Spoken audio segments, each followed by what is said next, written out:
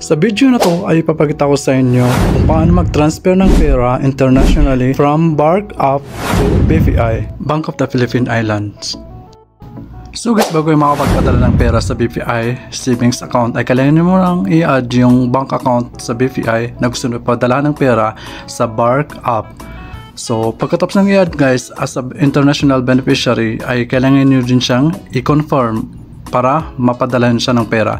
So gusto nyo malaman kung paano gawin to? Tara na, panoorin na tapos na ng video na to. So bago ang lahat, welcome to my YouTube channel, Hamdi Vlog. Welcome to my tutorial. So tara na guys, simulan na natin. So ngayon guys, open natin yung application natin sa BARC para ma-add natin yung BPI savings account. So itap na natin yan.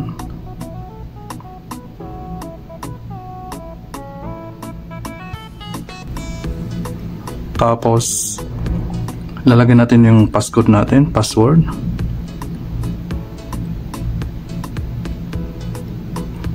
So ayan, so makikita nyo dito yung transfer to a BARC wallet or child account saka international transfer. So itutap natin dito yung international transfer. Ayan. Then send money to new beneficiary. So tap natin to, ayan. So dito naman guys, ilalagay natin yung country. So madali lang, itap nyo lang yung PH, lalabas na yung Philippines. Tap natin yan, ayan. Tapos yung receive currency, ayan, dalawang nakalagay dito, Philippine peso at saka US dollar. So itap natin yung Philippine peso, ayan. So dito sa baba, ayan yung makikita niyo yung bank account. So pipiliin natin dito guys yung i-add natin. So sa akin ay BPI, so itap natin yung BPI. So dito nakalagay dito yung full name of beneficiary, tapos relation, then bank details. Tapos dito sa baba nakalagay na kagad yung BPI. So dito sa baba ay yung account number or IBAN number. So maglalagay na tayo ng full name of beneficiary. So ito type na natin.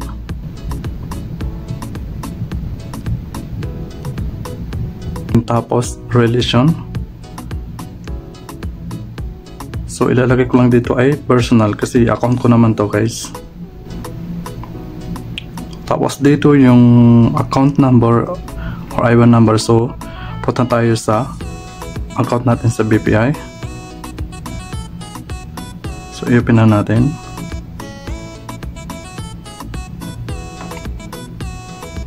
Then login tayo.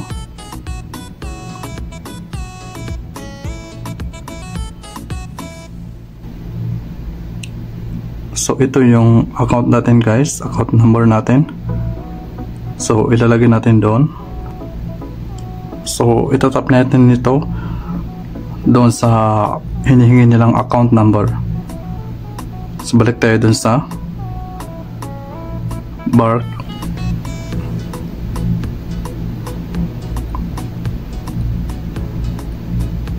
Then tapos i-continue natin. Tap natin yung continue guys. Dito ilagay na lang dito lahat, no, i-ano na lang yan, tapos continue. Then so may tatawag sa atin ang bangko. Dear Bob customer, a transfer plus amount plus SAR has been initiated. Please press 1 to authorize the transfer.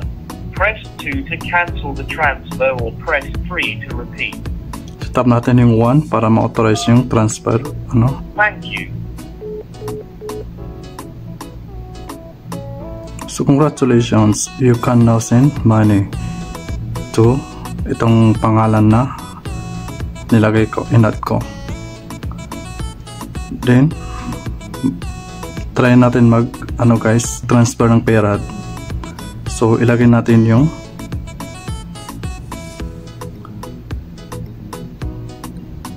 kunwari 500. Example lang to guys, 500 lang ilalagay natin, 500 peso. So ang equivalent na sa SR ay Saudi Riyal ay 33.11 SR. So purpose of transfer, tap natin yung savings, then tap natin dito yung continue.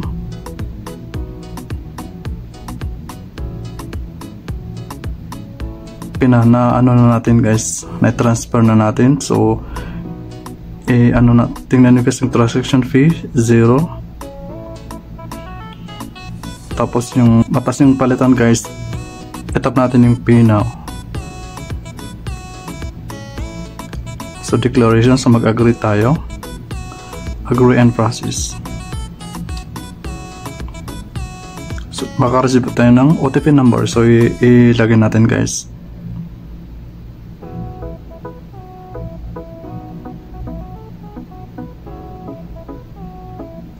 So ayan, nagsisend na guys, na-process na. So transaction initiated. So pumasok na doon yung 500. Then close na natin. Ayan. So nabawasan yung kaninang balance ko na 100. Nabawasan siya ng 300 point something. 333 is our point. Halala. So andyan yung transaction guys. So nakalagay dito in progress pa. So maya maya within 15 minutes or 30 minutes ma-receive na yan ng savings account natin sa BPI. So mag-login ulit tayo.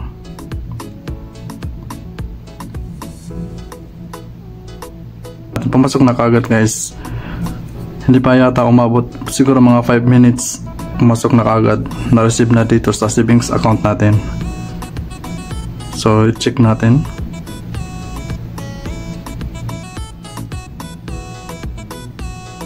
So ayan, kung makikita nandyan yung 500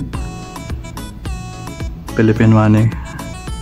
So pumasok na yung transfer natin from BARC to BPI savings account. So sana nakatulong sa inyo yung video tutorial to. Kung bago ka lang sa channel na to, please don't forget to like and share and click all the bell button para lagi kang updated every time mag-upload tayo na bagong tutorial. So guys, kung may mga katanungan kayo, suggestions, mag-comment lang po kayo sa baba. So hanggang dito na lang, maraming salamat, thank you for watching, God bless, stay safe always.